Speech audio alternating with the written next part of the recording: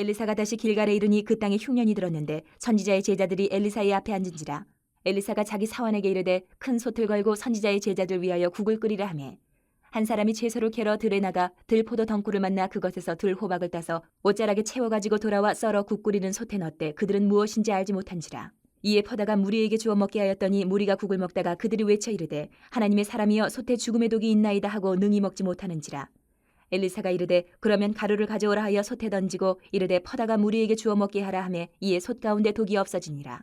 한 사람이 바알 살리사에서부터 와서 처음 만든 떡 곧 보리떡 20개와 또 자루에 담은 채소를 하나님의 사람에게 드린지라. 그가 이르되 무리에게 주어 먹게 하라. 그 사환이 이르되 내가 어찌 이것을 100명에게 주겠나이까 하나 엘리사는 또 이르되 무리에게 주어 먹게 하라. 여호와의 말씀이 그들이 먹고 남으리라 하셨느니라. 그가 그들 앞에 주었더니 여호와께서 말씀하신 대로 먹고 남았더라. 우리는 살아가면서 결핍 속에서 또 만족을 느낄 때도 있고 풍족하면서도 그 가운데 또 부족을 느낄 때도 있습니다. 그것은 하나님께 달려 있어요. 주님이 없으면 궁핍한 인생이고 주님을 알면 풍성한 인생이 되는 겁니다. 그래서 오늘 본문에서 우리에게 궁핍한 우리 인생에 풍성하게 베풀어 주시는 그 하나님을 우리가 만날 수 있으면 좋겠습니다. 먼저 38절 39절에서 우리는 사랑으로 먹이시는 하나님을 보게 돼요. 흉년이 왔습니다. 기근이 왔습니다.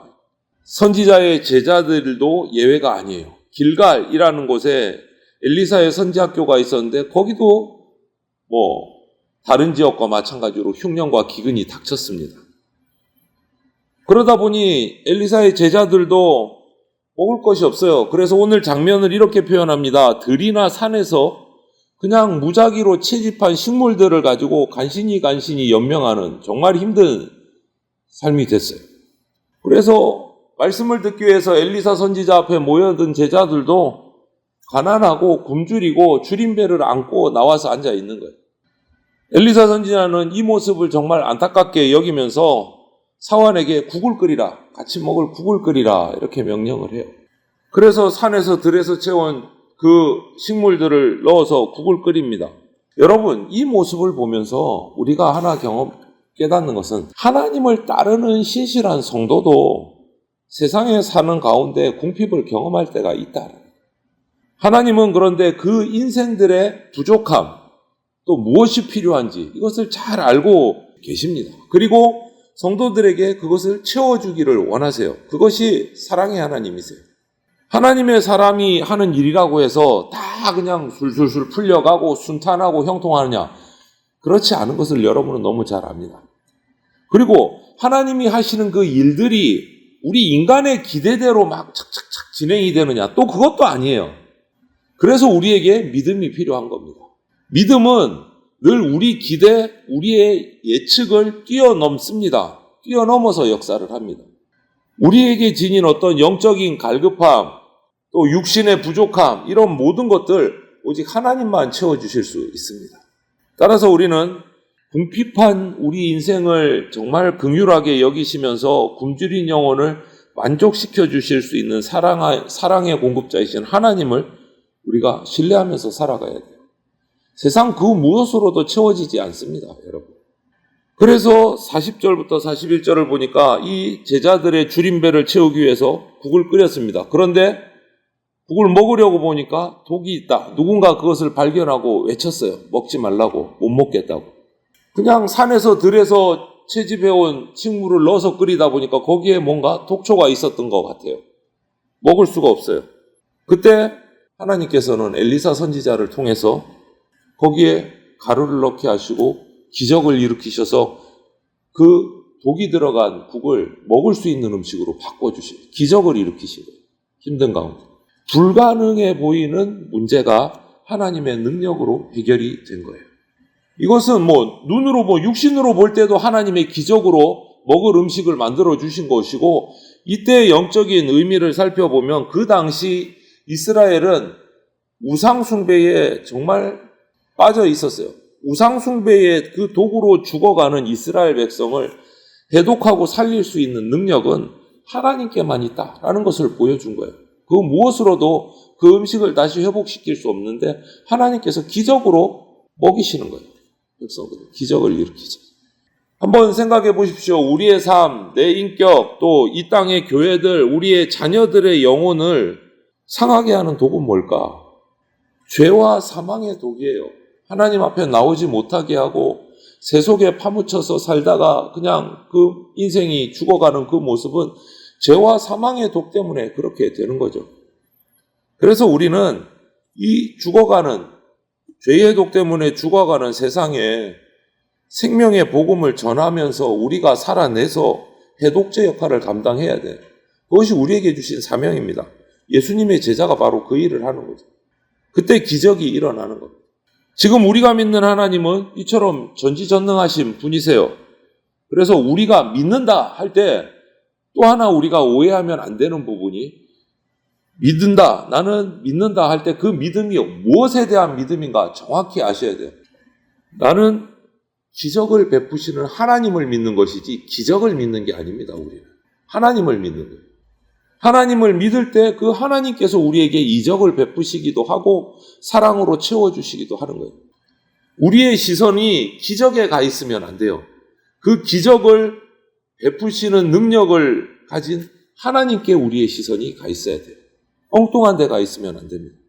오늘도 변하지 않는 능력으로 우리를 사랑으로 먹이시고 기적으로 채우시는 그 하나님을 신뢰하면서 저와 여러분들이 살아가야 된다. 또 한 가지 오늘 본문에서 발견할 수 있는 하나님의 모습은 42절부터 44절에서 사랑으로 채우십니다. 기적으로 먹이십니다. 그런데 풍성하게 먹이십니다. 그렇게 힘들게 생활하는 이 제자들을 향해서 하나님을 신실하게 믿는 사람이 건물을 가지고 왔어요. 엘리사 선지자에게 오늘 보니까 보리떡 20개, 채소 한 자루를 가지고 왔어요. 농사지은 채소 한 자루를 가지고 와서 선지학교 선지자들에게 베풀었습니다. 엘리사가 사원에게서 이야기해서 이것을 우리 다 나누어 먹게 해라. 하나님의 이적이 여기서도 일어나요. 그 건물을 가지고 100명의 사람이 먹어요. 여러분 우리가 딱 생각해봐도 그 보리떡 20개, 채소 한 자루 갖고 무슨 100명이 먹어. 턱없이 부족한 거죠. 43절을 보니까 사환도 지적을 합니다. 100명이 먹기에는 너무 턱없이 부족한 양입니다. 100명이 어떻게 다 먹습니까? 그런데 44절에 하나님은 그들이 그것을 가지고 배불리 먹고도 남게 하셨습니다. 풍성하게 먹게 하셨습니다. 이 기적을 보니까 우리 딱 떠오르는 아주 잘 알고 있는 기적이 하나 기억나지 않습니까? 예수님이 이 땅에 오셔서 작은 아이가 예수님께 드린 오병이어를 가지고 축사하시고 기적을 베푸셔서 몇 명이 먹었습니까? 남자만 계수해 보니까 5,000명. 그 옆에 딸려온 자녀들과 여인과 다른 사람들까지 하면 5,000명 이상이 먹고도 12광주리가 남은 것이 기억이 나요. 이처럼 하나님은 우리에게 풍성하게 베풀어 주십니다. 이처럼 믿음이라는 것은요, 상식을 무시하지는 않지만 상식에 묶여있지도 않아요. 상식을 초월합니다. 믿음은. 그래서 우리 인간의 결핍, 부족함은 흉년에서 오는 게 아닙니다. 하나님의 능력을 믿지 않기 때문에 오는 거예요. 하나님의 능력, 하나님에 대한 믿음을 가지고 있으면 이 흉년을 뛰어넘습니다. 그래서 우리가 개인적으로 또 교회 공동체에서 무언가 하나님을 위해서 사역을 또 우리의 삶을 살아갈 때 눈앞에 있는 현실 때문에 된다, 안 된다, 하면 돼, 안 돼, 안 될 거야 이런 것을 의논하기 전에 우리는 그 모든 일에 해결책을 알고 풍성하게 부어주시는 하나님께 의지하는 것이 먼저입니다. 우리의 현실보다 하나님 앞에 나가서 의지하는 것이 먼저다. 하나님은 예수님을 통해서 예수님 안에서 우리를 풍성하게 먹이기를 원하십니다. 우리는 예수님 그분 자체가 우리의 답이에요. 예수님 자체가 우리의 답이에요. 우리의 영원한 양식이십니다. 길과 진리와 생명이세요. 영원한 양식으로 풍성함을 누리게 되는 거예요. 예수님과 동행할 때. 그래서 우리는 그 풍성함의 은혜를 누리면서 하나님께 드리고 헌신하는 삶을 살아야 되는 겁니다.